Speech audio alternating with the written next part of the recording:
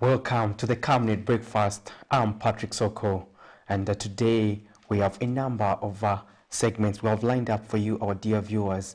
We are happy that you could find time to be part of the program. We are going to be together up until 9 hours. On the breakfast today, we are also going to have interviews, and one of our guests is a Chienge Member of Parliament that is Given Katuta, where we'll be discussing various issues pertaining to women participation in politics and other issues pertaining to women, as well as the administration of the Constituency Development Fund, CDF, which has been increased to 25.7 million kwacha. Those issues we'll be discussing on the breakfast today. And for now, we're going to go straight into Morning Boost so that we can do a little bit of exercise.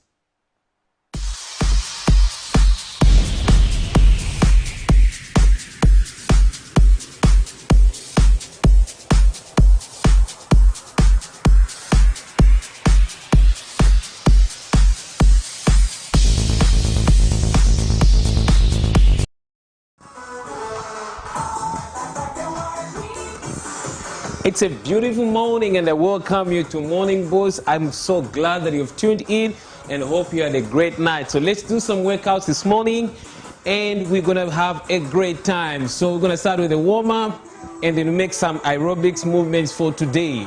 Okay, ready? Let's go.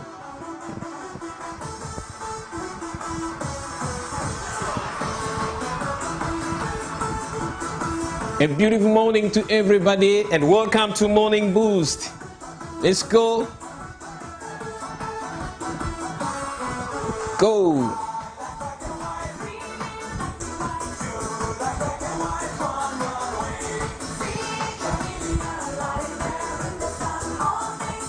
And the V step now. Let's go.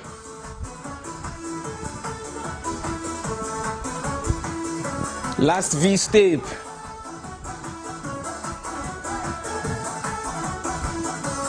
Back to step touch.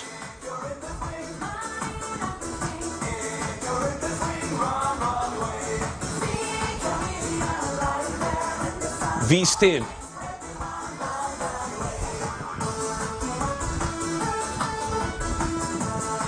Let's go. Let's go. And marching. And 4, 3, 2, step touch, go. Bring in your hands now. Let's go. Let's go. Just a quick workout in the morning. Not a full-fledged workout, no. Keep going. And 4, 3, 2, hamstring, go.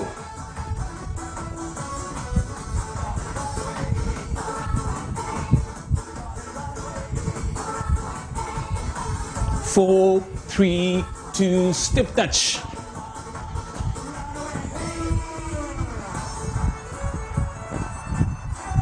Four, 3, 2, and hamstring.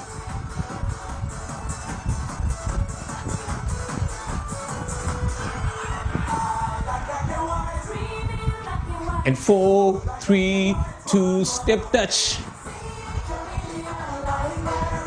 Let's go. Let's go. Let's go.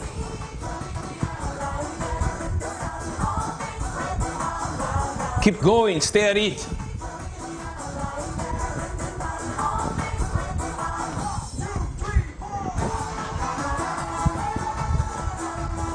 Go.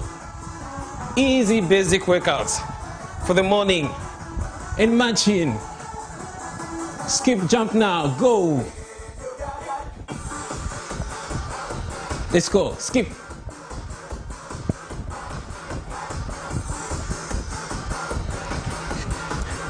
Try this. Even if you feel heavy in your body, you can do this. Let's go. There's always a first time. You may struggle, but it's doable. Let's go. And 4, 3, 2, 1, go. Change now. Let's go. Very easy for a morning workout. Lift your knee very high. Go. Let's go.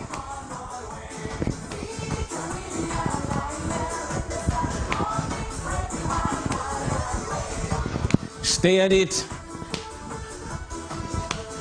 Stay at it. We're going to bring in a kick now from a knee high to a kick. Go. Go. Let's go. Let there be a blood circulation on your legs so that you don't have that numbness you feel at times. Kick. Kick. Kick. Let's go, let's go, let's go, let's go, let's go. Straight kicks now. Go. Straight kicks. Go in the sides. Okay. Keep going. Almost done with our 5 minutes workout. Knee high. Try this every morning. It's going to do wonders to your body. Let's go. We're almost there. All right, team. Thank you so much for joining me this morning. This is Isaac Matza, your presenter. I'm going to see you next time at the same time. And have a great day. Thank you for tuning in. Have a great day.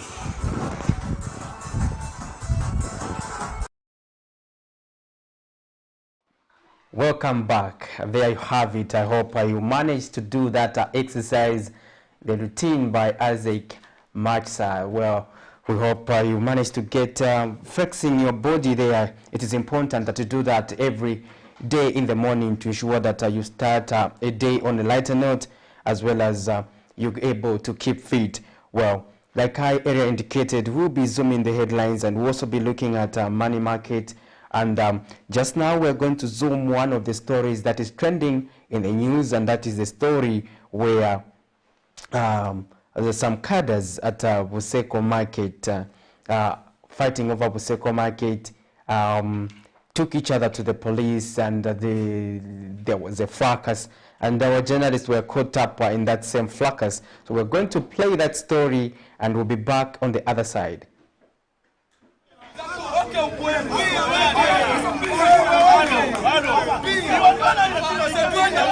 Cadarism in markets has remained a problem for a long time, as it seems to be finding its way back to these facilities despite various efforts to curb the vice. These are alleged United Party for National Development UPND cadres who have dragged themselves to the police after wrangles at Lusaka's Buseko Market over who gets to be in the market cooperative. Sources have told Camnet News that there is a disagreement in the camp, as some want the market traders themselves to run the cooperative, while the other camp of alleged UPND cadres want to force their way into the cooperative.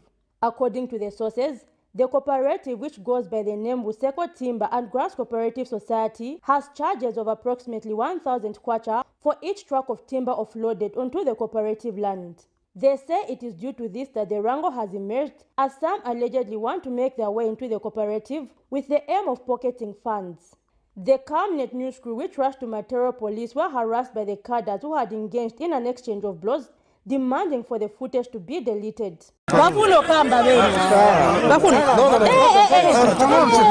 being violent to me? I go to the police. I'm a journalist. Please, I'm a journalist. You can't stop me from doing my job. Two Camnet TV journalists were then held against their own will by cadres at this room at the police station in full view of the police, as the cadres continued demanding for the footage to be erased.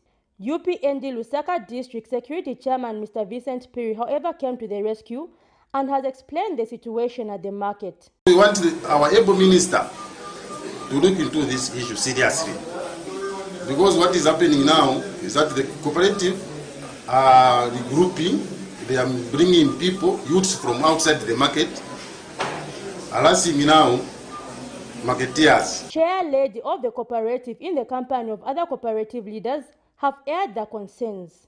Last week, banamenya secretary watu wake wachani wa cooperative bana mayuthi. So ndiye kuti ife ya cadarism stifuna mamene bakambira wa president sibaifuna na ife cadarism bamene bachitarasa stifuna ile tifuna peace yamene ifuna Zambia yonse Nenangu baleta baja banzao bafuna kusebenzera pamozi balete kadalizimu. So banzao manje ndiye bamene bakana iya kadalizimu ba president banalesa kudala tienti konke chabe lo mwamene bakambira tisebenze na wa cooperative tipempeko nchito. But abo ba PF ndiye manje bali pamozi na UPND cadres bafuna basebenzere pamozi bazikolekita mandalama mu malo ya wene balibe mapepa ndiye vichitika patu pamalo.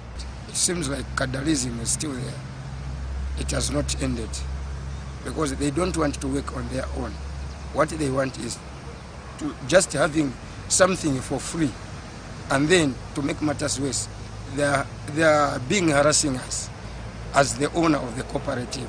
Meanwhile, when contacted over the issue of cadres in markets, UPND spokesperson Mr. Cornelius Mutua could not give a comment, stating that he was held up in a meeting and would go back, but did not do so by broadcast time.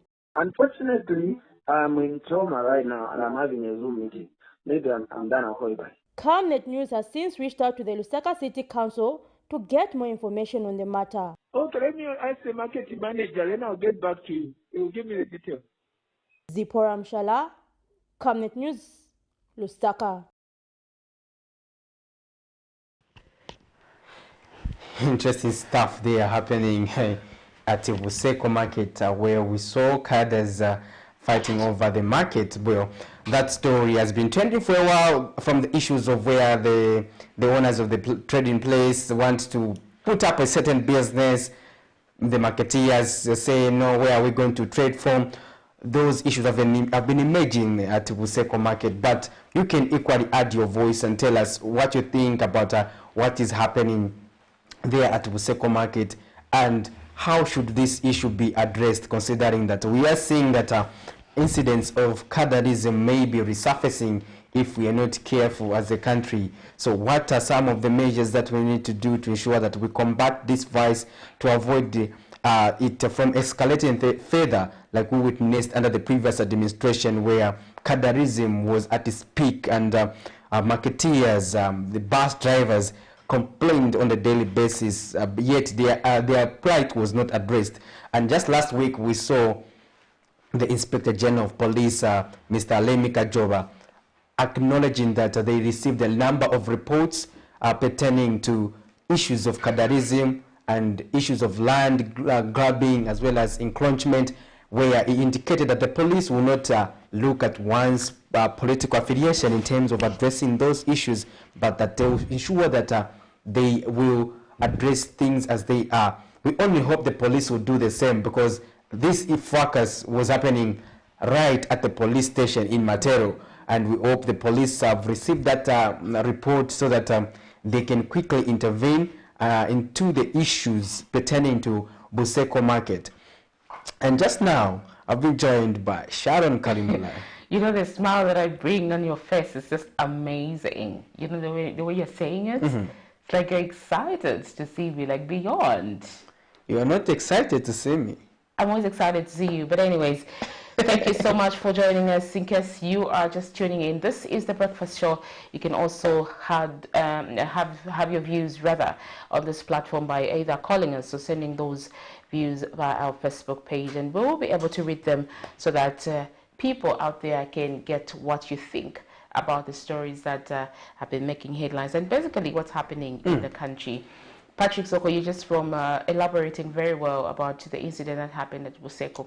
One of the things that I'm really, really touched about with this story is that reporters are supposed to be free to carry out their job, but then in the course of their duty, they're being harassed by these political party cadres. And this is one cry that the media fraternity had, obviously, in the previous administration, and they were hopeful also that this time around they'll be able to be given the free space to operate regardless. You know, when you look at these international media houses, Patrick, when a reporter is covering, for instance, war, they're not shot at, they're not attacked, because they know and understand the importance of the media. And we hope that with time, our people country, appreciate. Yes, our country, members of various political parties, just different sectors will appreciate that the media is not there to offer a disservice, but a service to you. So yeah, Zipporah and Alex, we are caught in that fracas, but we only hope that they've graduated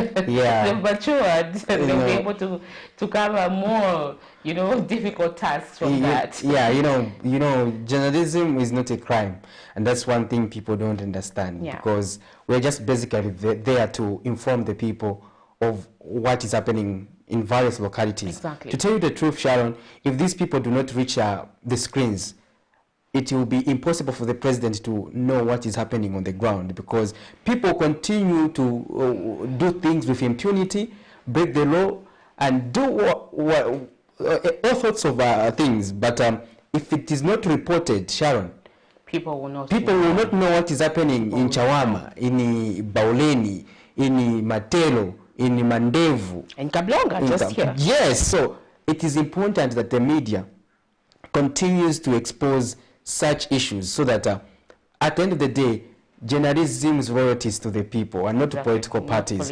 And it is to ensure that you create a better society.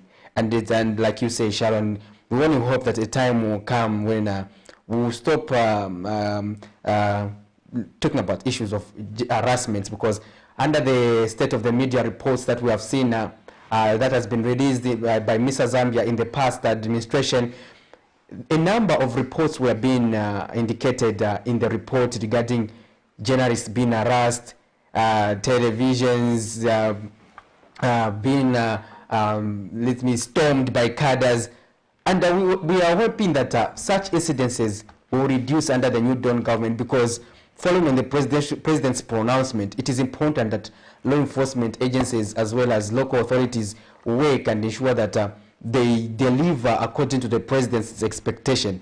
Otherwise, it will be a disservice to the head of state, who has been firm in terms of ensuring that cadreism is brought to a logical end. Indeed, Patrick, well put. This is a story that is up for discussion among other stories. So you two out there can call in and just give us your contribution. Museko Market, just for the record, is operating under a cooperative for quite some time. But obviously that doesn't mean the local authority has no say over what is happening. Yes, it's a cooperative, but that cooperative also works under a certain laws, rules and regulations, of which the authority obviously is part of. So we only hope that these people there will reach an amicable agreement and see to it that progress is recorded, because where people are not in good terms, it's not easy to forge ahead. However, cadreism really is something that we shouldn't even be thinking about today. No. It's something that we shouldn't be thinking about. We also have another story relating to water. Water is, they say water is life. It's a cliche, but it's a fact. But this is a recurring story, especially in communities that are densely populated, Patrick. We keep on having these stories every day, different angles to the story. But then yesterday, some parts of Kalingalinga and Helen County didn't have water due to a pipe burst, of which we expect water contamination when such a situation happens. Someone wants to interact with us. You are through to Camnet TV. Hello? Hello, good morning. Hello, good morning, sir. Morning. Welcome to the program. Yes, I've just been watching the clip, which was just showing here, concerning cadreism. Yes. Yes, what I would like to say is, this thing used to happen so much in here because of the influence of the internet. So it should not be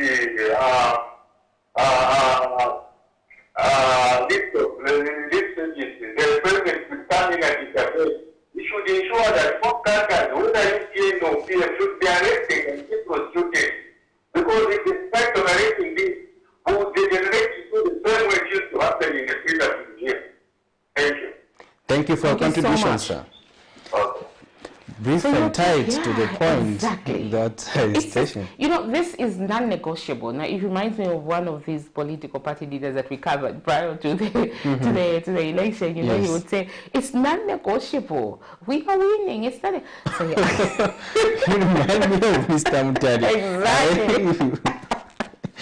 But it seems it was negotiable, right? It seems it was negotiable. Yeah. All the time you interview him, you ask him, so are you winning this? This question will always pop up. Yes. Are you winning? Why are you expressing confidence of winning? It's non-negotiable. So then it's non-negotiable. Cadarism has to end. Has to end. Media needs to be left to operate freely. It's non-negotiable. It's non-negotiable. In Mr. Mtare's tone. Exactly.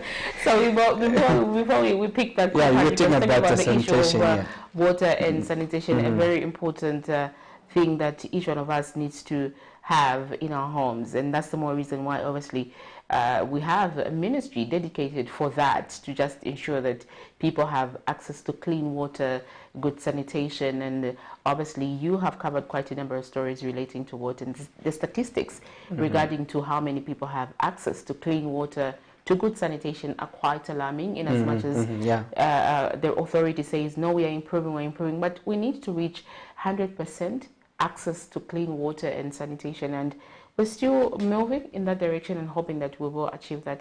Let's just get into the story that Alex covered to see how this story unfolded, and obviously today we will follow up the story to see if the situation was worked upon. Let's look at the story now.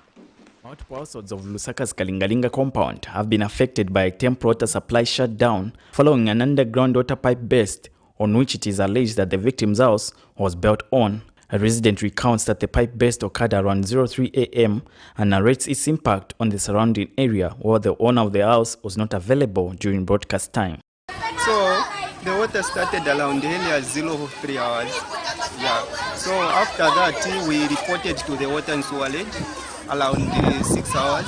But after that, one of the water and sewerage came and see the situation, but he just came and went back. After that, I went and engaged the councillor to come and see the situation. So that's how the councillor came and see the situation. After that, now, that's when he called you to come. It's bad because when you go inside, the houses are also in water, and you know that there is electrical appliances. So the situation is bad. They are all over, everywhere there is water in their houses. And area councillor Mukobesa Nyoni has called on the water utility company to come up with a permanent solution to address the pipe system in the area to avoid future bursts that lead to property loss and water disruption. We have a very sad situation in the ward, and as leaders we tend to look at the interest of the people rather than trying to see if they built on wrongly. That will come later. For me, that's why I engaged the water and the sewerage company. Immediately I got the news so that they come and help out. And I'm glad the PR for the water utility is here. And I've also called the people in charge of engineering from the same institution. So they are on their way. They are just mobilizing their equipment.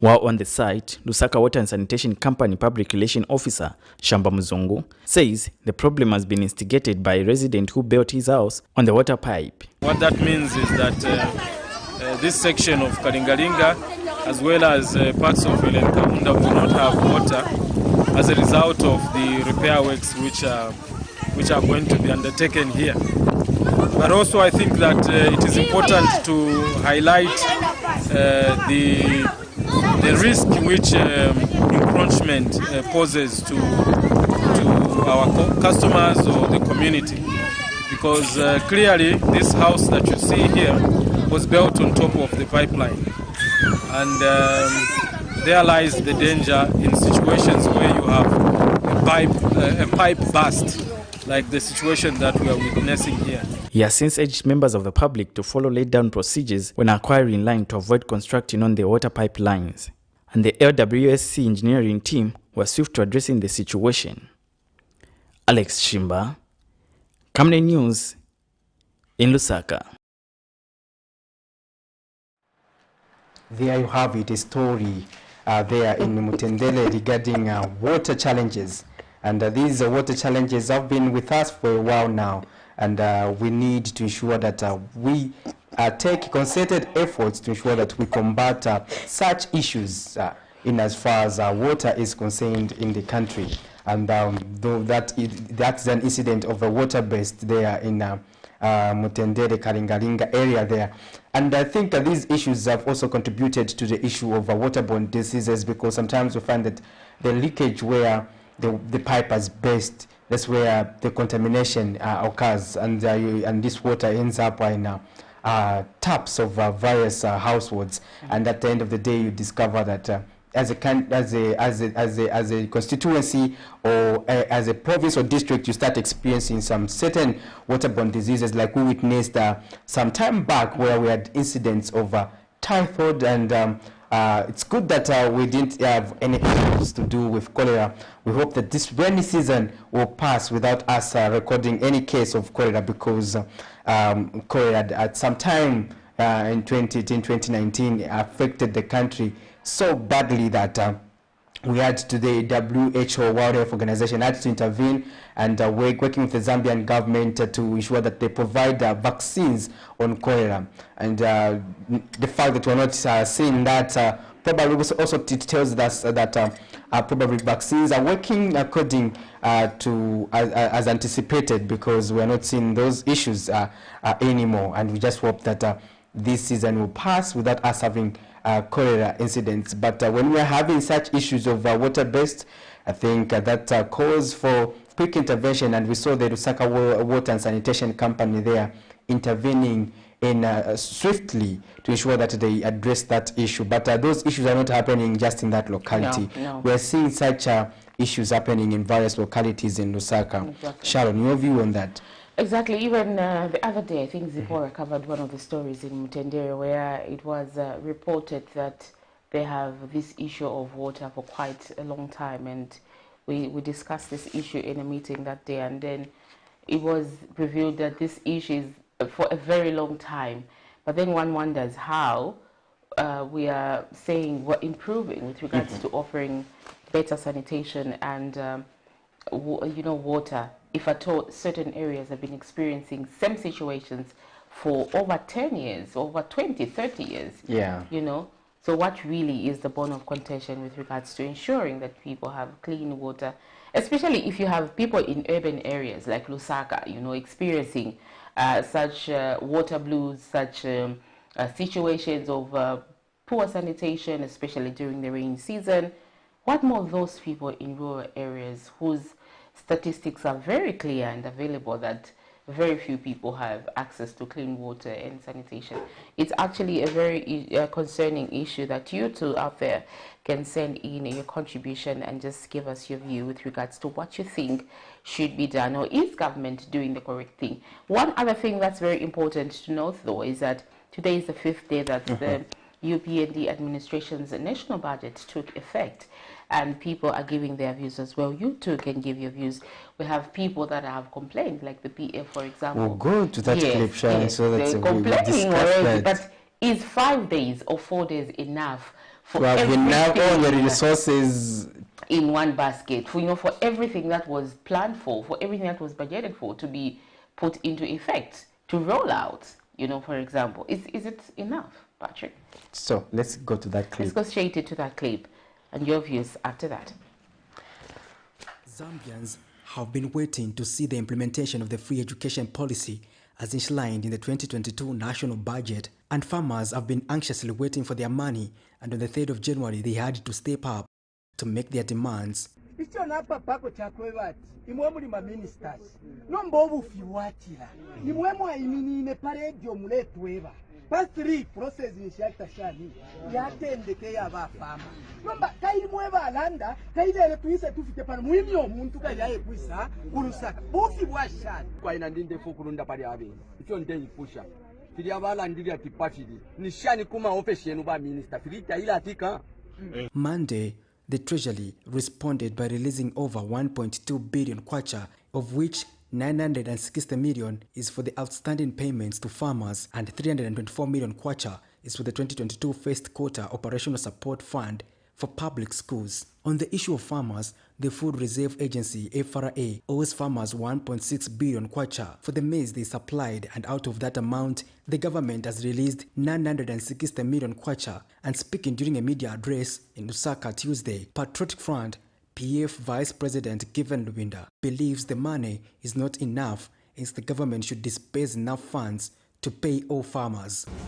What is worse is that this amount of 960 million kwacha falls greatly short of paying all the farmers who have waited so long for their money. Since we are now in the long-awaited and much publicized New Dawn budget, we in the Patriotic Front urge the government to release all the money to all the farmers immediately. There is no excuse whatsoever. They told us to wait for their 2022. And the opposition leader has observed that the 324 million kwacha allocation towards financing public schools in the wake of the free education policy is not enough and may compromise the standard of education. Note that there are more than 8,000 primary schools in Zambia. There are more than 1,000 secondary schools. There are more than 25 special education schools, let alone the early education childhood centers. As you can imagine, the 324 million translates to less than 30,000 kwacha per school for the first quarter. This, my dear friends, further translates to less than 10,000 kwacha per month. 10p. And Mr. Lubinda also implored the government to timely release the Constituency Development Fund. We call upon Treasury to immediately release the CDF so that our members of parliament can start disbursing bursaries to the vulnerable children. He has also called on the government to pay suppliers of goods and services. Patrick Soko, Camnet News. Interesting news item. They are being attacked here to say I made Patrick Soko laugh. But anyways, this is the Cabinet Breakfast, and there you have it. That is a story from the Opposition Patriotic Front, who are giving their views with regards to some of the things that government had promised. And yesterday was just basically folders into the 2022 national budget, the first of its kind at that amount, you know. It shocked people. Up to today, it's still shocking people. They themselves, the Patriotic Front, welcomed the budget when it was released by the Minister of Finance, Dr. Stomeko Msokotwane. But today, they are very critical of it and saying, this is not what, this is not what. But then the big question here is it possible for an administration or a government to roll out all the promises or all the plans they had in the budget in just 4 days? Is this realistic, or people are just politicking? If you ask me, Sharon, it is not realistic because we and I have been covering stories pertaining to the budget and disbursement of resources. But when we look at what Mr. Winda was saying, he was talking about, for example, they released the money for the farmers, which was fall short in terms of, since the FI owes farmers about 1.6 billion kwacha. Then they also released an amount about over 300 million towards the financing public schools. Exactly. Now, according to them, it is not adequate to the PF. Then they also talked about that government should pay arrears to suppliers of goods and services to the government so that they can inject liquidity into the economy, so that these people can also start paying their workers, also managing their needs.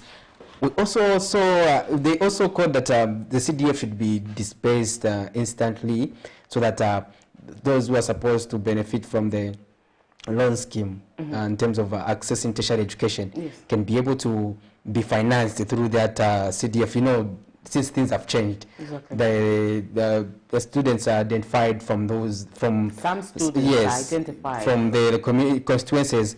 Then part of the CDF fund is allocated towards sponsoring them. Yes. Now, Sharon, if you ask me, is it possible to disburse everything in the first quarter, or let's say the first 5 days, as you put it, of the UPND in government? So for me, if you ask me realistically speaking, it is not possible because they are still mobilizing resources, and the budget is clear on how the government is financing this budget. To say part of it is coming from external funders, part of it is being raised through ZRA. So, but how do they expect that the entire money would be in the government coffers instantly? Since it is 2022, even them, they didn't do that, Sharon, overnight to say we are funding we are funding all projects. Yeah, so sometimes, in as far as our criticism is concerned, it has to be objective criticism, because at the end of the day, Sharon, you have to be realistic, even as you president. You also have to weigh that against what you did. Exactly. Did you manage to do everything? If we are to recall, we also had, for example, them making promises in the first administration that they would do a number of things under the 90 days arrangement. Under the 90 days, you and I shall know better that the 90 days issue had elapsed. So I think to assess the budget performance, probably you can do it at the end of the quarter. You assess how the budget is performing regarding some of the pronouncements that need to be addressed in a short period of time. And those you can also do a further assessment, probably mid-year. Exactly. Another assessment in the fourth quarter, so that you understand and to say you promised this, you have not done that. So those are issues that we need to ensure that we look at as we provide checks and balances to the government, because realistically speaking, it's not just about talking or assuming. No, practical, we have to be practical as well. Yes. But anyways, you two out there can share your views via our Facebook platform and also call us in the studio. We're still zooming in the headlines as we wait for our guests to walk in the studio so that we can have that great conversation with regards to the economic issues of this country and basically what's happening in her constituency. She is a member of parliament for Chiengi constituency. We will also tap into her knowledge with regards to women participation, with regards to elections and other senior portfolios that women need to participate. We've been talking about the gender gap for a very long time, and we hope that she will give us her insight with regards to what she thinks about this. And HOCC also has been talking about the dwindling numbers with regards to women participation and decision-making positions. So that too will be one of the things that we will talk about when she walks in the studio. Right about now, we're talking about the implementation of the 2022 national budget. Patrick has clearly mentioned that government released about 1.6 billion paying the farmers. Now, one of the duties of the media, Patrick, is to ensure that people are given the right information so that they're able to criticize correctly. So this 1.6, these farmers that were ordered, according to the Minister of Agriculture, Mr. Mtolo, was that government had bought what it intended to buy. You know, the maize it intended to buy, which is the 500,000 metric tons. Yes, it bought that, but then there was excess because the country had recorded bumper harvest. Yes. So they had to continue buying, and that's the more reason why they owed these farmers. Not necessarily that they couldn't meet the threshold or they were owing people who were still in that threshold of 500 metric tons. So basically, that was his reason. Whether it's true or not, it remains up to you. That is the information that we got. So that 1.6 they are owing farmers, Sharon, only over 900 million has been released, which means it falls short of the 1.6. So some farmers may not even receive on that one. They may not receive. So, but others have just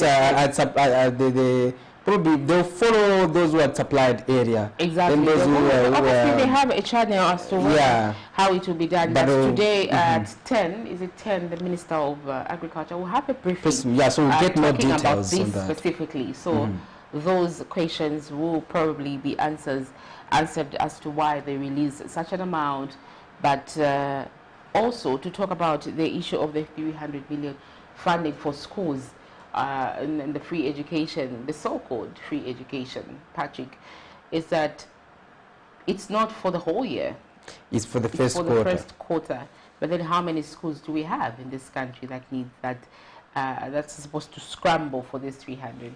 And that's one of the things that, Facebook lawyers, Facebook commentators, keyboard masters have gone into Facebook commenting on this and dividing this amount of money, which brings about maybe 10,000 kwacha per school. You know, I'm not sure whether these are facts, but then this is what's trending on social media. Yeah. You know, so basically this amount that was released by government is for the first term, and which is starting on the 24th of February. Yeah, so we're going to go into money market, then we'll be back on the other side. Money markets this morning, the United States dollars was selling at 16 kwacha 54 ngwe, buying rather at 16 kwacha 54 ngwe, and selling at 16 kwacha 85 ngwe. The British pound was buying at 22 kwacha 27 ngwe and selling at 22 kwacha 70 ngwe.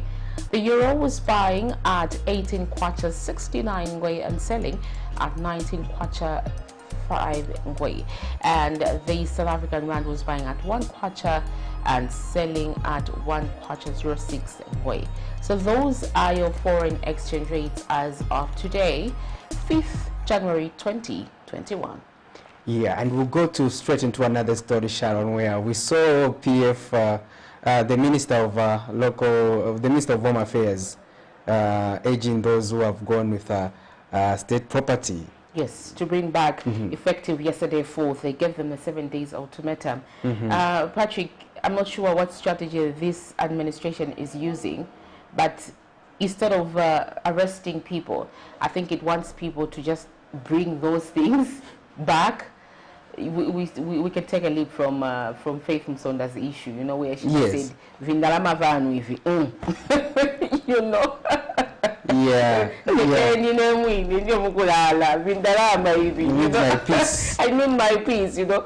She took back. So I meant to understand these are the provisions, like Mr. Chpenzi had mentioned earlier when we had him on an interview regarding that issue. He said the Anti-Corruption Commission has provisions that allow people to actually return what they've allegedly stolen for their peace, you know, and no further persecution will be done on them. But then again, there are other provisions that require those people to go through all the processes, the court, the what, until judgment is. But yeah, but so sometimes the court process, Sharon, is really it takes very long. So I think this administration has thought about all those angles, and one of the things that they've adopted, I think, is asking people to return, because they think that is a faster way of recovering assets that belong to the public, other than going through the court processes. You may realize that you lose more than what you are pursuing, you know, at the end of the day. So basically they were given 7 days effective 4th January so to return the vehicles, especially that these people have. And this directive or this order was extended to other senior officials, not only political figures, but other senior government officials on these parastatal institutions, you know, those that have left, you know, these PAC,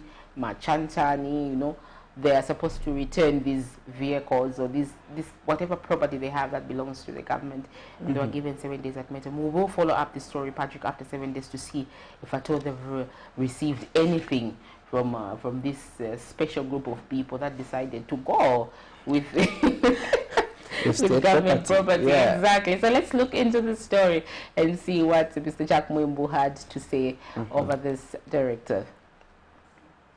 Within which to surrender them to government, counting effectively from today, the 4th of January 2022. Failure to do so, government through the security wings shall institute investigations to recover all concealed motor vehicles, and individuals who will be found with the said motor vehicles shall be arrested and charged for theft of motor vehicles. On the political violence that has characterized Kawata constituency parliamentary by-election, slated for the 20th January 2022. This by-election follows the death of the United Party for National Development Member of Parliament, Honorable Levi Mkandawile, who died on 18th November 2021 in a tragic road traffic accident here in South. May his soul continue to rest in peace. Zambia is known to be a haven of peace and a good example of democracy in the region and Africa as a whole. Well, that was Minister of Home Affairs Jack Mwimbu explaining why people need to return what they went away with when they were off government. That's an interesting scenario to note, Sharon. It is very so interesting. Others actually thought of going away with state property. The retirement package. They thought they should just go with it. But anyways, these are... But how do you award yourself for retirement? It's an interesting scenario there. Like you said, Sharon, like we'll be expecting to see how these people will be able to respond to this course that we see who actually went away with these things, and we can't wait actually. Isaac, really? Yeah. So we have to see and get to understand if at all they had to take back. Are you ashamed with your pillows? I'm not ashamed. It says that Isaac has a bone to show with me, honestly, after this. I don't understand. But anyways, we're talking about the vehicles that the Minister of Home Affairs has ordered everybody who went with these things home to just bring them back. We can now put it back. We can now put it. I know you need some comfort. This scenario is I know you need some comfort. Honestly. Yeah, that's yeah.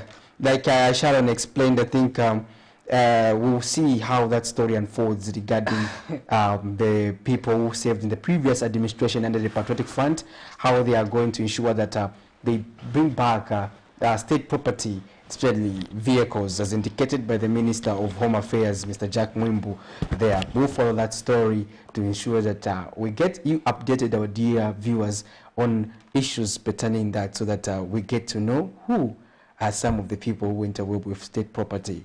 Yeah, but like Sharon explained, why didn't just the law enforcement agencies just swung into action and take legal action against those who opted to go away with state property. But you realize that sometimes the court process do take long, and sometimes the government would opt for the easier route, way, exactly. Yeah, so that they can be able to recover state property. So we hope that intervention will be a success to the government, so that the people are able to bring back what belongs to the state, because public properties should be public property. It cannot be personalized. Indeed, they cannot be personalized. So once you're given, unless different people have different contracts, that when you are relieved of your duties, you go with whatever you were given. Yeah, in that unless case. in that situation. But if it wasn't really the case, it's only natural that you leave behind whatever. We've seen, I mean, people that are fired, for lack of a better term, you know, they just carry their documents, you know, on their desks. You just clear their desks and leave whatever that belongs to the company. I think this should be the case. But then there's this issue of personalizing things at River Boma, you know, this Boma attitude, whereby if at all you think it's a government thing, it's a public thing, everybody owns it, you can abuse it, you can't even take care of it the way you're supposed to take care of your own car, for example. So basically, this is the attitude that we need to get away with, and this administration obviously is trying hard to ensure that there's sanity in all these institutions, especially that they talked so much about issues to do with corruption, issues to do with people doing the wrong things. So this is obviously one of the ways in which the system is being cleaned. So yeah, after 7 days, we will see to it that we follow up the story. But then I'm not so sure whether the 7 days includes weekends, Patrick.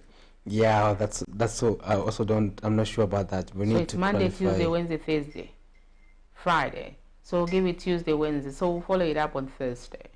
Tuesday, Wednesday, actually. But I'm sure the minister will also come out to issue a statement. Sometimes they get overwhelmed. Yeah, with a lot of things. With a lot of things, and they end up not giving you an update on what's happening. But we are equal to the task, and we will ensure that you give us that statement. We want to know exactly who went with what. So you too can add your comment regarding what you think about the stories that we have played. You can call us, then we have a discussion around that. There are also stories that we played before this one. You can choose to call and talk about that. We also discussed the issue. Our topic of discussion is also women participation in politics. You can equally add your voice to that. Just now we're going to take a short break. We'll be back shortly. Hi there. SGK Properties wants to remind you that there will be life after the festivities. That's why we are here right now presenting you an opportunity to invest in what will literally last you a lifetime. We have various plot sizes in Kabangwe area, just 6.7 kilometers from 6 miles roundabout. Plot sizes range from 20 by 20s, 25 by 20s, 30 by 20s, 35 by 20s, 40 by 20s, 40 by 23s, and 40 by 35s. We also have 1 acre plots located in Lusaka West, 22 kilometers from Lumumba Road on Rungwe Road, going for 180,000 kwacha. Remember, the option to have your dream house or passive income investment property constructed for you with modern finishes and quality care is also available. For more details on acquiring these pieces, contact us on 0762 166018 or scan the QR code you see on the screen to access us on WhatsApp directly.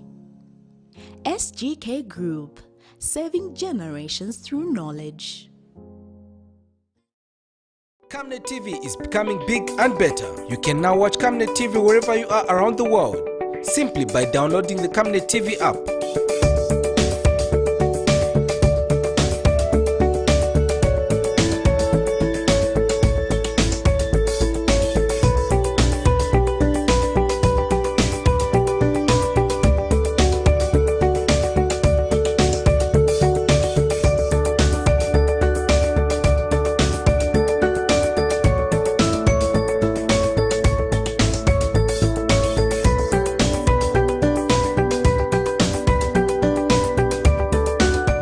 With Camnet TV app, you only use less bundles.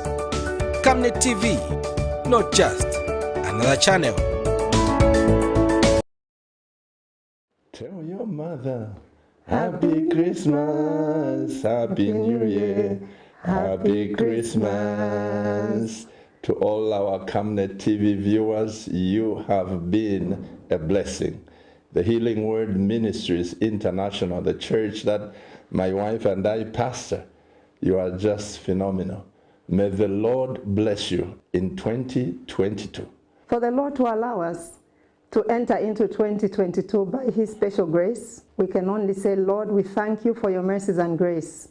We've gone through a lot of things in 2021, but God has given us a fresh start, a brand new day. We are entering it with the right footing and putting God ahead of us, knowing that it's by His mercies and grace. We know that we cannot do it without Him. Personally, my husband and I, we cannot do anything without the Lord. We refuse to take Him for granted or think we are any more special than all of you people. May God bless you, Camnet TV viewers. You are just the best. God bless you, world. God bless you, Healing Word Ministries. We love you. And keep watching Camnet TV, because Camnet TV is not just another channel. You were born for greatness. Are you a young talented football player? Unlock your international future potential of greatness in soccer. Zambia's greatest soccer talent that the world has been waiting for is about to be revealed. Join young and gifted football players through Camnet Soccer Academy. There will be trials and selection of potential players. Trials to be conducted on 8th January 2022.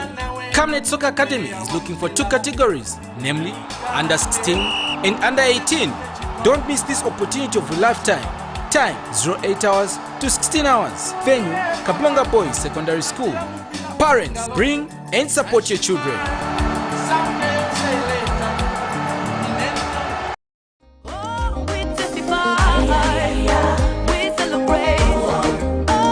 Hello, I'm Deborah Lukalu, all the way from South Africa. You are watching Camnet channel, not just another channel. God bless you. Stay tuned.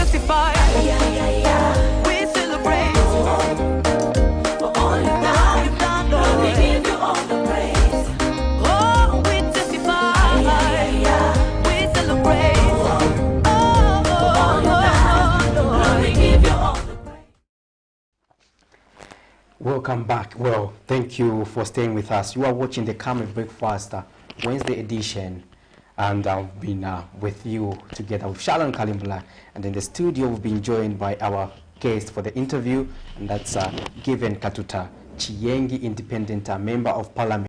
Welcome to the program, Madam. Thank you so much, and thank you for having me. Indeed, Independent Member of Parliament, I think we have to say congratulations. We haven't seen you from the time you were re-elected, but on a different... Yeah, it's a unique scenario. A unique one, exactly. So that clearly shows that people really, really love you and that they believe in your leadership, because it's not easy for someone to move from this particular ticket to another ticket. And independent is not easy. It's not easy, and still convince them that I'm your mother, let's go on and do this thing. Yeah. Yeah, sure. Actually, I must say, they say give credit where it's due. It was all by God's grace. In fact, when you say from a political party, you know, FDD wasn't like a big political party. It was just as good as being independent, because I was also the only FDD member of Parliament, and actually I didn't get that much of support that I expected to get from my political party then. So I knew 2021, in order for me to fulfill the desires of the people of Chiyengi, I had to go on my own.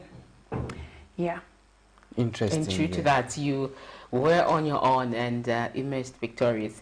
Congratulations are in order. To kickstart this interview, Honourable Member of Parliament for Chiyengi, what are some of the pertinent issues that you would like to highlight in the second term of your leadership in Chiyengi? At least one or two, then we can pick it up from there. Well, thank you so much. Actually, I would like to talk about the way forward in Chiyengi. If you recall, Chiyengi was once known for wrong things, that people used to think Chiyengi was just a place where you can go and get this, for those who are superstitious. Yeah, but I want to talk about developmental issues, especially that my vision by God's grace is that Chiyengi should be a town, and Chiyengi should develop itself with less dependence on the government. So what am I saying? I've been opportune to travel all over the world. I think I've been to more than 32 countries. So I've discovered that countries like China, South Korea, the UK, USA, how they turned their economy from, I would say they were once also facing challenges like Zambia. So that has given me the opportunity to try and apply that in Chiyengi, to take the people of Chiyengi from these poverty levels to another level. And also I want to send just a strong message, a good strong message to women, that it's not about being on a political party ticket that you can deliver. And also, it's not about being dependent on the government to see that it's happening. Imagine I was on FDD. Yes. On FDD tickets, I still managed to deliver with less or very little help from the government. And now, this second time, I've been re-elected. I also want to do something that will make the people of Chiyengi and whoever will take over from me as a member of Parliament to realize that It's not about a job. It's about what you can give to the people of Chiengi. It gives you more of freedom and more authority when you are a member of parliament to do certain things, of course, things that are legal. Yeah. So I would like us also to look at why should especially women be not afraid to be in politics and to stand as independents. Okay. Most of women, they think, or men, they think they have to be on a political party and they need to have a lot of money.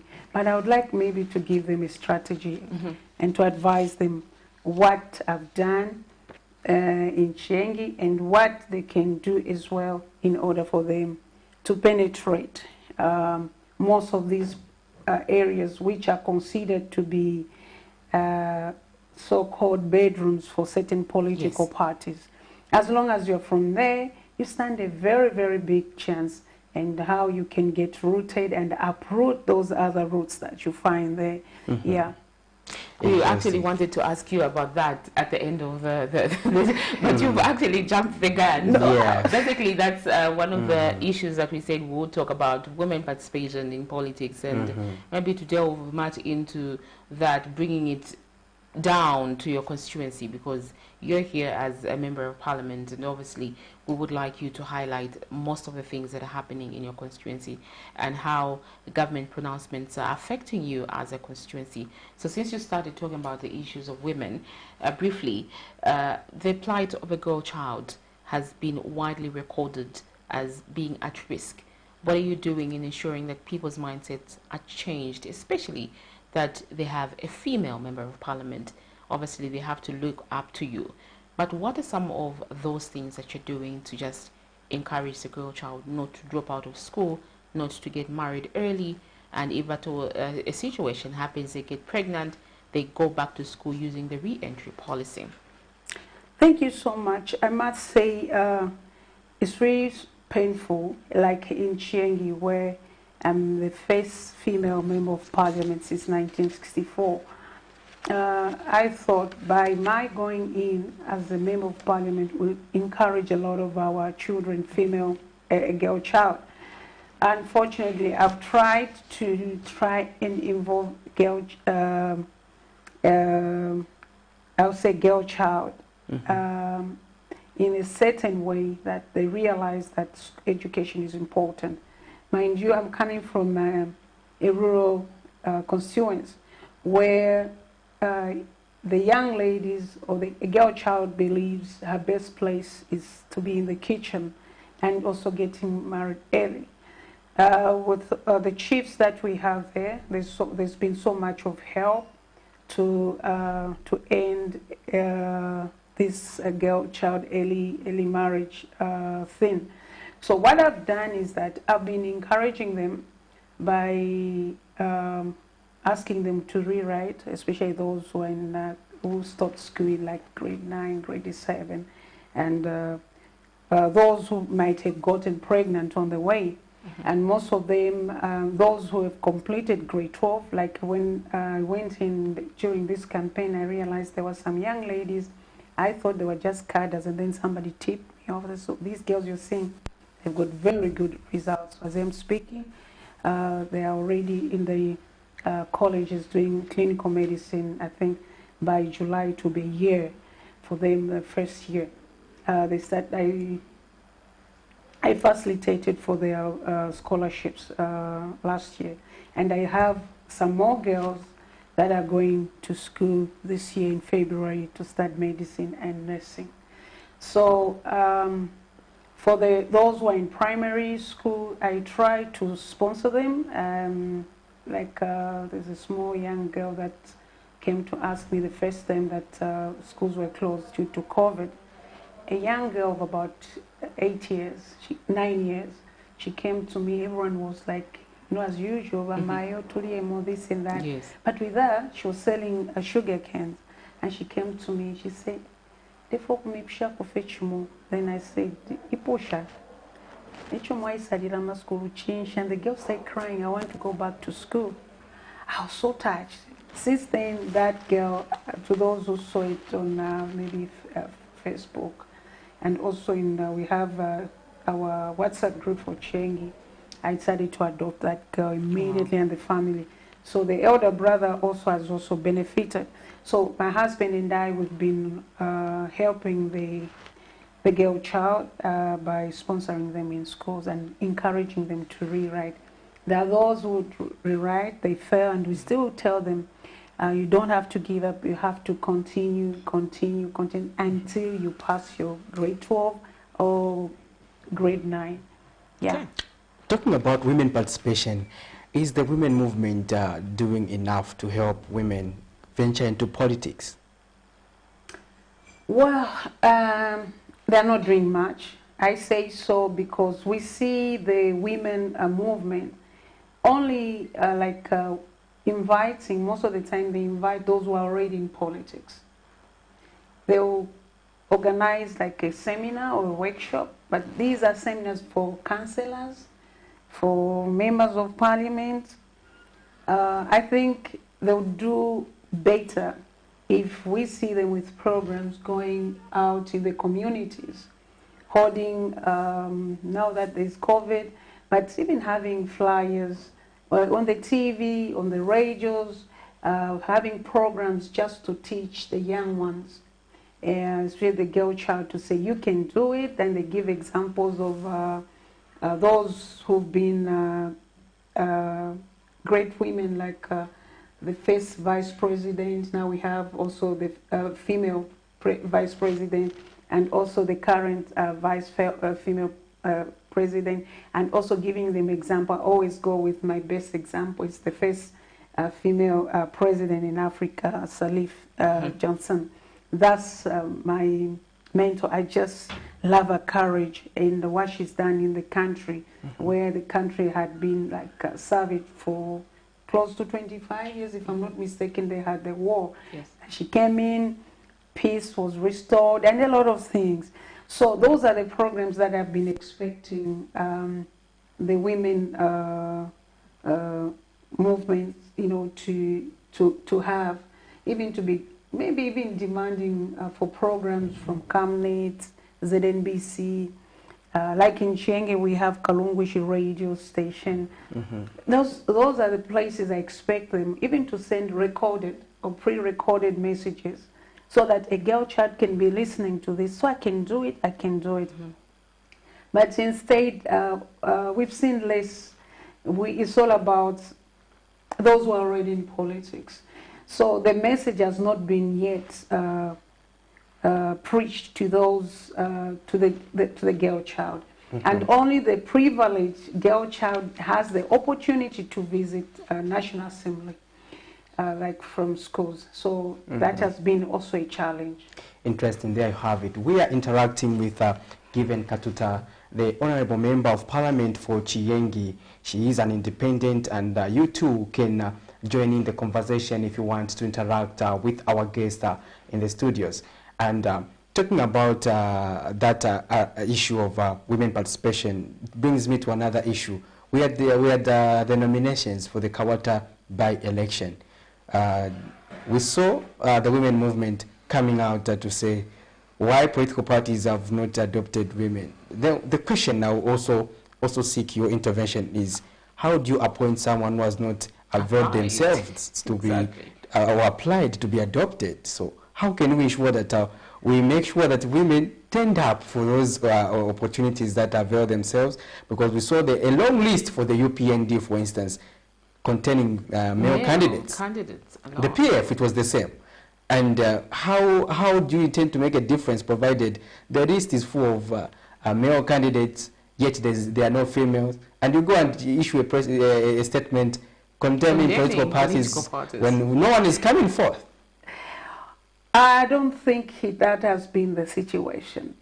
Actually, I would say from the time I joined politics in when I joined active politics in 2016, I realized that there's so much of this patriarch kind of arrangement in our country, in political votes, political scene. And it's really, I'm really at pains with that. It's not that the women didn't want to apply. Remember those. But we need more of the given katutas, the canzones. We need more of those. We had 10 of those. Yes, those are those who say, let me just go in there because I'm going in there, not because I want to get paid, but I'm going there to serve the people. I'll give you the best example. When we had Katuba by-election in the previous session, I'm one of the members of parliament who stood when we were debating, I think that, I don't know what, it was a budget or something, where I challenged the two major political parties. Then the opposition was UPND and the ruling party was PF, to adopt a woman, to replace a woman who had passed on then, so rest in peace. But at the end of the day, we, the women, have to be blamed. We are to be blamed. Why? We have women in positions in these political parties, in their so-called executive or national executive committee. I don't know what they call it. We have plenty of them. Why don't they fight to say, if you do not adopt a woman, this is what we're going to do? Don't they have a right to protest? Yeah, because they all have women. Women something. Yes, yeah, women chairperson, women. Yeah, so those are the people who need to. Yes, yeah. But you find the very women are the ones who fight that the fellow women should not be adopted. So, and the women's, I would say, women's movement, these the NGOs. That's what I'm saying. They're not doing much. It's amazing that they can only talk when something they were supposed to talk, and if it were possible for them even to write to the parliament, it's within their constitutional rights to say, can you amend and force each and every political party when there's an election to adopt at least a female? It's within the constitutional right to do that. You don't have to wait for members of parliament to sit and say, we have to amend this act. No, every Zambian has the right to write to parliament. So the women, they have themselves to blame over this. And I've always been lobbying women not to vote whenever they just field male candidates. Katuba, I tried, but I don't have yet the muscles. I tried, and I thought maybe the women's lobby, the NGOs will echo my, my sentiments. So are you advocating for the same in Kawata? Yes, I'm saying if it were, let the women of Kawata not even cast a vote. Let men vote themselves, because they feel they're the only ones who can be in this game. When our constitution says even women are supposed to be in this game. So I feel it's very unfortunate, and it's not fair for women to tie their chikwembes and to go and cast a vote 8 hours. My appeal, can I use this platform? Every woman, when I say woman, even a young lady, do not vote in Kabwata. Let men go and vote. Then they'll get the message that we're not happy. Everything is done by a protest, a clean protest. You stay away, let them vote themselves. Because if you've noticed, the numbers of women in parliament is dwindling. Keep on going down, down, and look at the appointments as well. There's a time I put it on my Facebook page. I said, Mr. President, I'm appealing to you. Would you now appoint more women than directors, as permanent secretaries? I know people say, why did you write on the Facebook page? When you say an open letter to the president, then somebody will pick it up and say, someone is saying this. But maybe they take it lightly. Even positions at National Assembly, we have committees.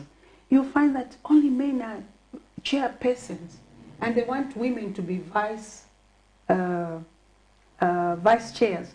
Like in my case, there's a time I turned down that position of a chairperson and said, no, who says that women should always be vice? You allocated a vice. We have vice presidents. When are we going to have a female president? It's simple.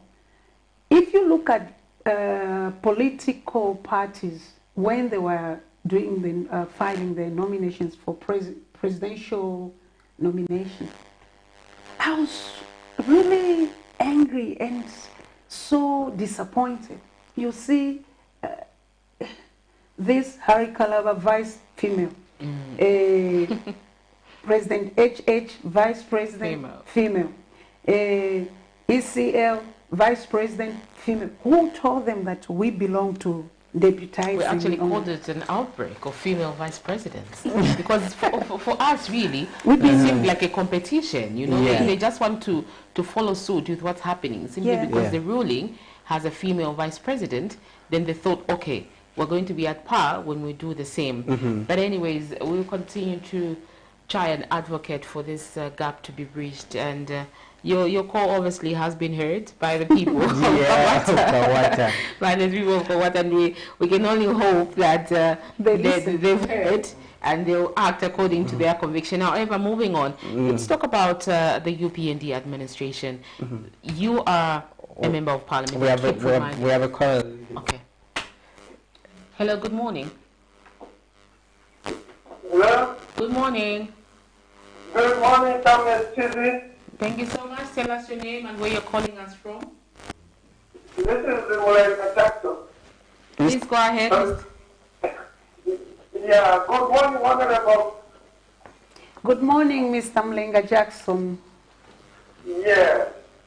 And congratulations for being elected for the second time. Thank you so much. Yeah, you have took your leadership. Chienge is not just a simple constituency in Zambia. I understand Chienge very well. And for you to be the elected, it shows that you have talked to the people of Chienge. And now maybe my question, what do you have for the people of Chienge? Looking at the health facilities, the distance for the people of Chienge to access those facilities. And secondly, how are you going to work with the new Dawn government? Looking at so many programs for the people of Zambia that they have lined up for the next 5 years. I think you really need to reflect and work with the government of the day. Your comment. I can Camnet TV to Pastor Moses Juma, who has provided the platform for us Zambians to interact with our leader. Thank you so much, Camnet TV. Thank you so much, Mr. Mulenga. Would you like to respond to that? Yes, please, before I forget. Yes. You have to. The plans for health facilities. Now we have the CDF, so we want you to marry that. To marry it, yes. With the that was CDF. what I was about to ask before we the 650 health centers that the previous regime had had embarked on throughout the whole country. In Chienge, we were meant to have 13, and we've already been given about 7. So it's like in each ward we have at least an extra health facility where we have like we have a rural health center, then we have also that we have a clinic, and then we have also a rural health center. So that has already been like worked on, though according to the WHO and UN standards are that the patient can only walk about 5 kilometers to the health facility. Looking at what has been happening, there are those health posts that have been built. We're only left with about 6 more to be constructed, and also level 1 hospitals, which the previous regime had started constructing in Chipungu, in Lambwechomba, and there's another one coming up in Mununga. So we have health posts, we have clinics, and also going to have first level hospitals. So it's entirely up to the new government to complete these programs. Also, as is out, I'm going to work with the new government. Yes, I'm somebody who is passionate about bringing development closer to the people of Chiengi. And also, I've never refused to work with any government. I say so because I tried to work with PF, and I take it that the projects that were brought about after I lobbied. Other than other projects like Kalungwishi Secondary School, which I found that the government had already started working on, and it stalled. Then I had to push again for the government to start constructing the school. So in other words, I'm somebody who is open-minded and somebody who wants to work with any government, because the interest I have is to see that my hometown, Chiengi, changes and becomes a town that everyone will start to talk about. So how am I going to work with the new government? I've been working with them. It doesn't mean when I say to work with them, I have to support whatever they do.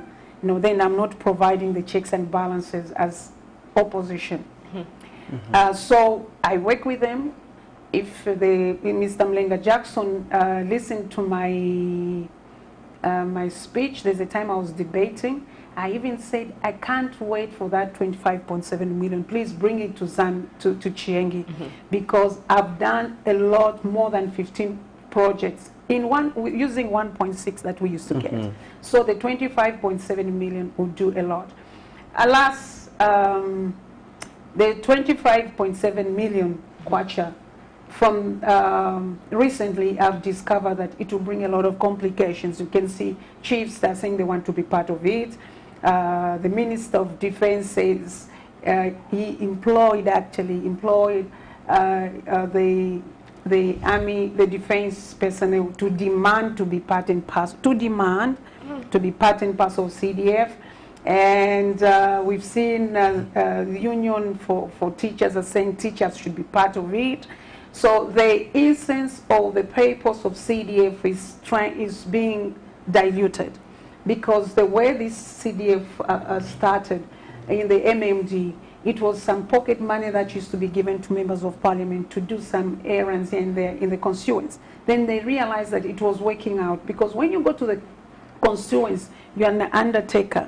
You are the one to sponsor children to school. You are this, you are that, you are that.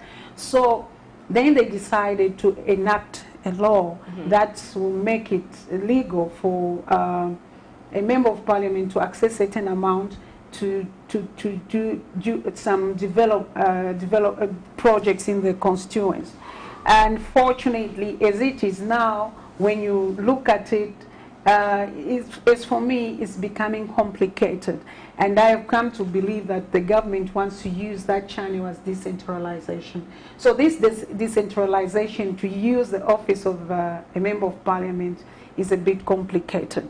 And it will also make most of members of parliament to be unpopular. Why do I say so?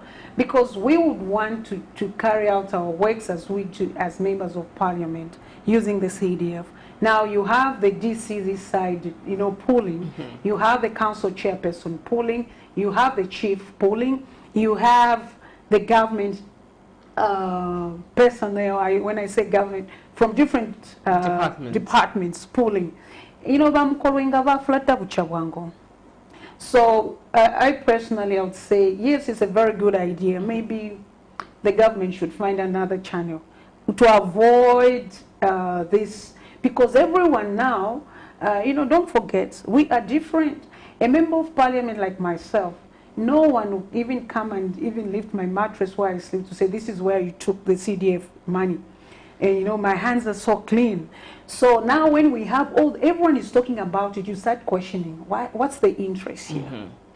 Why they feel some will be getting contracts and empowering themselves. Because this CDF, the way it has been structured, the CDF, the 25.7 million, the way it has been structured so far is a bit of complicated. Okay. So it's for me, I want to work with the government of the day, and I've never even given indications of like, I don't want to work with the government of the day. No, I do. I don't know what it is to work with the government of the day. If maybe I should wear the regalia, then it means I'm working them. Yeah, but I work with the government of the day. But just on that, I think one time before Parliament adjourned, there was, you were on the floor of Parliament and you asked the Vice President to say, you can't ask us to close. I think she was proposing to say, we put off these things and then we'll continue in the next sitting. Yeah. But then you said, we don't even have the guidelines for CDF. Yes. How do you expect us to go? Mm-hmm. And then how do we deliberate? How do we talk to our constituents? Have those guidelines been given to you, and are they clear? Considering that you've complained of how many people want to tap into this 25.7. Thank you. Actually, then we didn't have any guidelines. After Parliament has adjourned Senate year, the following day there was a meeting with the Minister of Local Government to try and explain to us the guidelines, though they were in the form of a draft, which I believe is confidential, though I hear it's all over the social media. Yeah, but I believe we were given those guidelines, which as members of Parliament we are yet to look at, and either to consent to that, to those guidelines. But I feel we need time. We need time before the 25.7 million is released into the council accounts.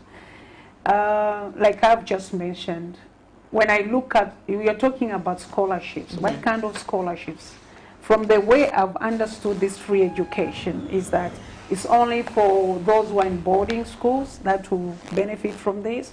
And also, I hear there's an amount, but when you look at the amount allocated to schools, and you get all the schools in Zambia, secondary schools and primary schools, it's not enough. No, not at all. It's not working out at all. It's not working out. When I look at it, I feel like maybe we need more of these accountants from accountant general to go and revisit. We talked about with Patrick before you came in that the money that has been released is basically for the first term, especially for the education sector, to fund schools for the first term. But then we have all these accountants, Facebook accountants, making all these calculations, you know, and then we don't even understand how it's going to happen, how it's going to pan out. Yeah, exactly. So we'll be back on the other side. We'll just take a short break. You, dear viewers, just stay tuned. You can equally contribute on the discussion we are having with a Member of Parliament for Chienge, Given Katuta. Indeed.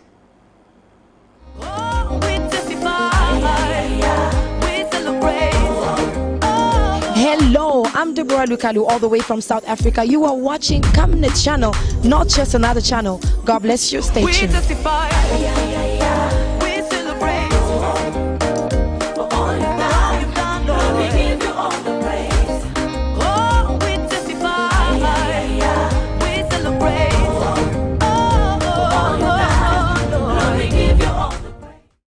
Camnet TV is becoming becoming big and better. You can now watch Camnet TV wherever you are around the world, simply by downloading the Camnet TV app.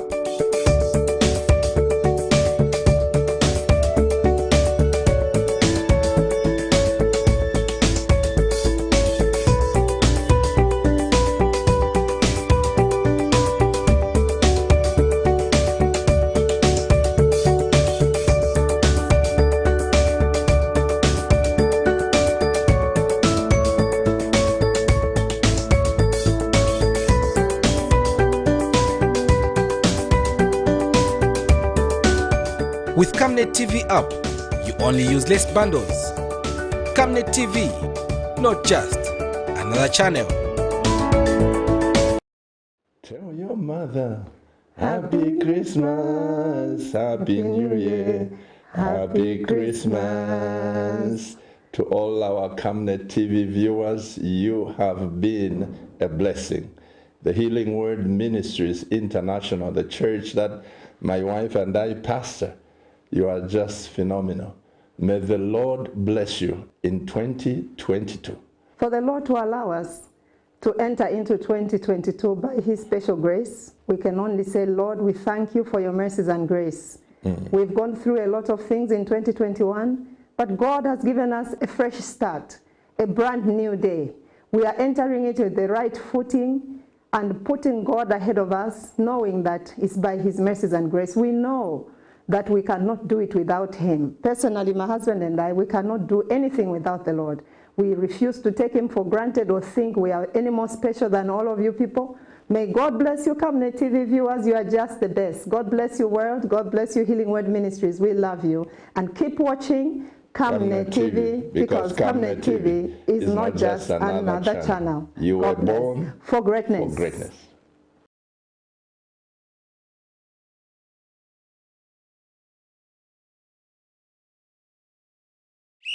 Are you a young talented football player? Unlock your international future potential of greatness in soccer. Zambia's greatest soccer talent that the world has been waiting for is about to be revealed. Join young and gifted football players through Camnet Soccer Academy. There will be trials and selection of potential players. Trials to be conducted on 8th January 2022. Camnet Soccer Academy is looking for 2 categories, namely under 16 and under 18. Don't miss this opportunity of a lifetime. Time 08 hours to 16 hours. Venue Kablonga Boys Secondary School. Parents, bring and support your children.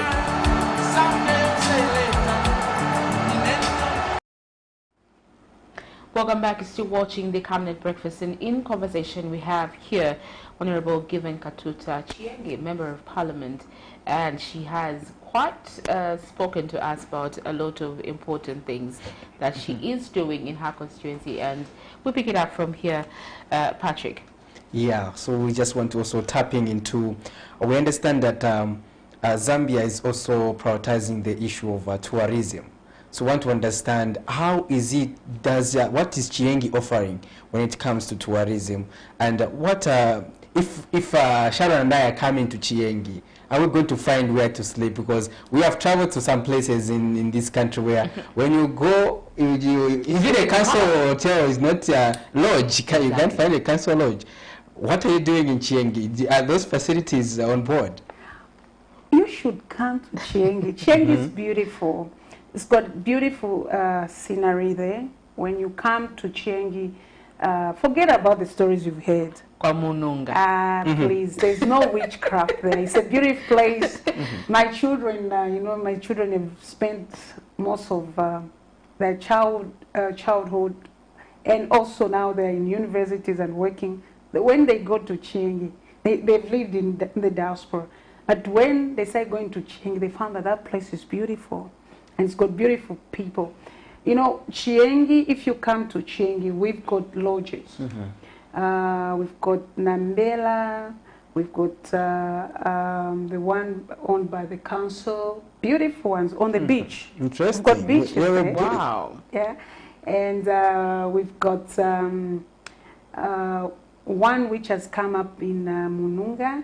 I've forgotten the name, and there are now those guest houses. In Mununga, there are 3 guest houses.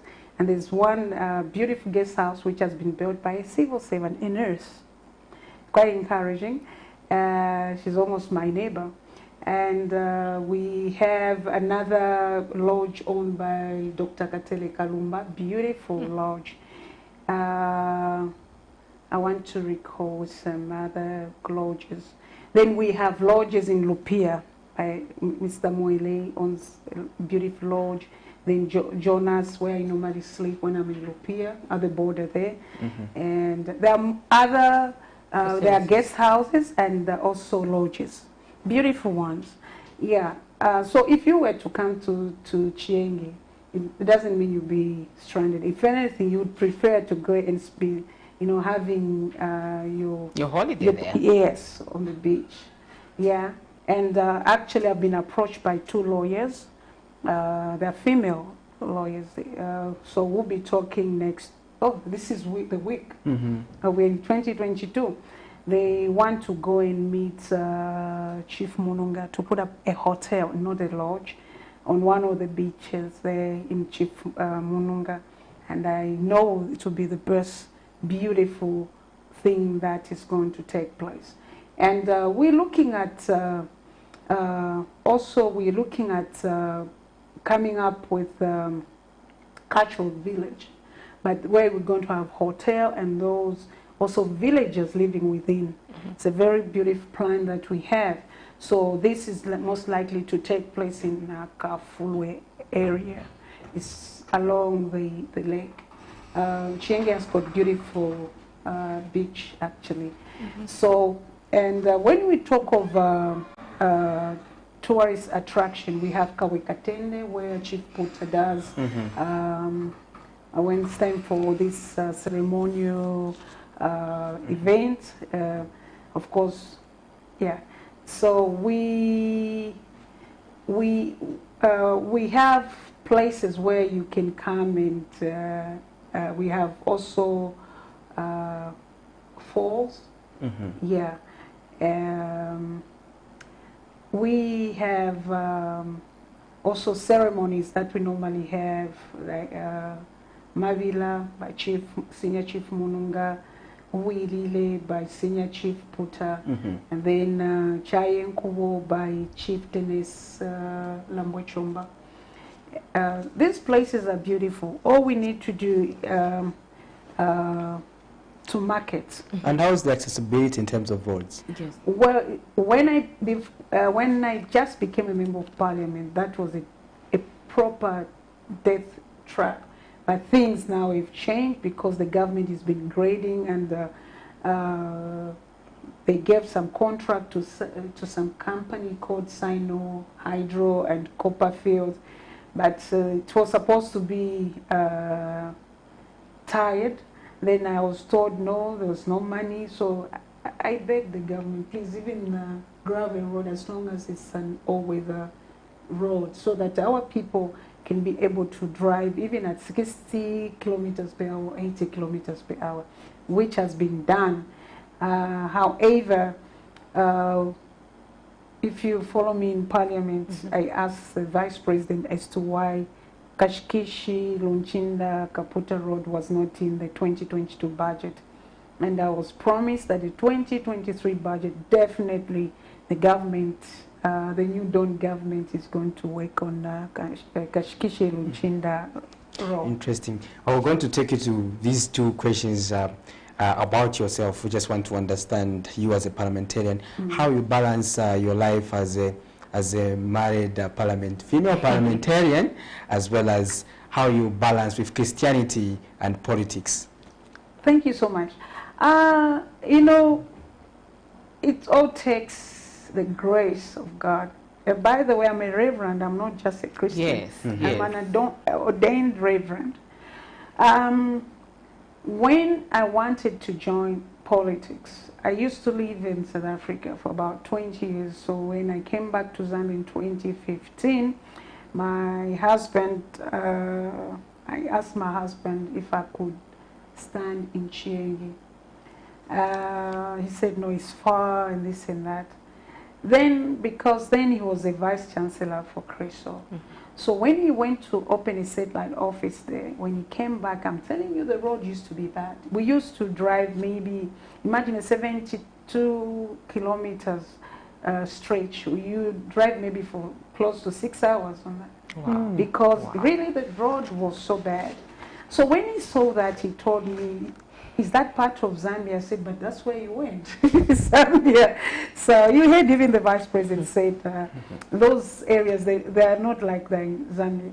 So he decided to support me, and he's been so supportive. I've got a very supportive husband, and he has been supporting me. So because my standing as an area member of parliament, and the reason why I've been re-elected, people have seen that I'm not there to get paid. If anything, we are investing so much with my husband in Chiengi.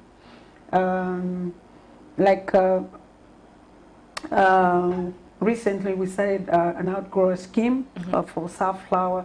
About 300 farmers have been empowered with safflower, not sunflower, safflower seeds. And also we are yet to get the numbers of those who are doing chili. So it's the reason I was saying what we're doing in Chiengi is quite great. We've done our own economics, and and accounting, and we're looking at by 2026, God willing, there should be about $140 million circulating in Chiengi. Within the constituency. Yes. So that's that's our target, and hoping that we can have also a company that can be extracting oil from these safflower seeds. Why are we doing this? We are tired of being beggars. So now we want to be bosses as Chiengi people. So the reason why I balance politics as a married woman and as a reverend is because, of course, God's grace has been upon me. And I have a husband who has been the main, actually, he's the real politician behind me. I wasn't a politician, I was just a person who was angry with the way my people in Chiengi were being looked after by all the successive governments. So he helped me to understand politics. 2016, I went in blank. I didn't know that there are polling agents. I didn't know there were foot soldiers. I was even getting angry. Relax. Relax. But 2021, I was a big boss. I understood everything, yeah. But otherwise, it has been all by God's grace that I'm able to balance as a mother, as a wife, businesswoman, a politician, a clergy, yeah, and a friend to the children. Exactly. Yes. Oh, yeah. Well, that's a lot. Yeah, it's that's a lot on your table. Yeah. And you know, constituents also calling you when you go there. Oh, not when you go there. Even actually when you're here. So at night I switch off the phone, then it's switched on at 9 hours. Just for you to get some rest. Patrick. No, just request your concluding remarks at the moment. And also your encouragement to women so that they can equally emulate your spirit or your stance in politics. Yeah, I would want to talk to women especially. First, maybe I should talk to political parties. Don't use us to wear chitenges and dance for you, and then you become our bosses in parliament. No. We want, at least, if we cannot make it 50-50 numbers, in terms of numbers, I'm not talking of in marriages and homes, no, I'm talking of politically. If we can have an increased number of 40% of women in parliament, then we are, working towards what is supposed to be in this country. It's like it's becoming a tendency by the political parties to shun women. It's not that they don't want to apply. They know very well if they apply. You remember the article which was in the newspaper where sleep with me, then I can adopt you. Which woman would want to sell her body just to be adopted? Only, so it takes the courageous like myself to say, I'm not going to apply to any political party. I'm going in as an independent because you've understood how you've done your game. To women, if you really want to stand and you know very well your political party will not adopt you, start working now. Don't say when you vote for me, I'll bring you bicycles. Give them bicycles now. If you're talking about hospitals, don't buy ordinary mattresses. Buy them hospital mattresses. In other countries, those who who represent the people who are, like in the USA, they get little money, about I think $1,500, something like that. So you have to give to the people. The problem we have is that people looking at being a member of parliament to go and get paid. Yeah. That's where we have a challenge. Now for the women, I'm encouraging you, take Salaula now. It's rain season. Give to those people who want to do their farms, to get the Salaula maybe exchange for those who are going to work for them, or soaps, cooking oil, what and what. Become their friends. Don't go and make small groups of 10 and give them 2,000 kwacha and say it's a women club empowerment. That's nonsense. Don't do that. You are bringing down your own fellow women. So do things that will leave a mark in their lives. Look at me. This outgrower scheme, how many families are going to benefit from it? And it's not tomorrow. It's not only for next year, years to come. So women, please get to into the politics, so that when you're not adopted, you can go in as independent. Zambians have changed. They are not looking at Chikwembe or Tukwacha. They'll still vote for you. Indeed, Zambians have changed. We have seen this happen. So in conversation, we've been talking to Chienge Member of Parliament, Honorable Given Katuta, and we've had a very good discussion, and women out there have been encouraged as to what you should do, especially in Kabwata. Interesting. Yeah, thoughts there. Well, that's we have come to that unfortunate time, and we hope it is the beginning of our interaction with our Member of Parliament, so that we can be addressing various issues that are happening in our constituency. We invite many more, so that we can be understanding their agenda for their constituents. So now, for now, we have come to the end of the program. This has been Patrick Soko. My name is Sharon Kalimbula. Thank you so much for choosing us. Good morning.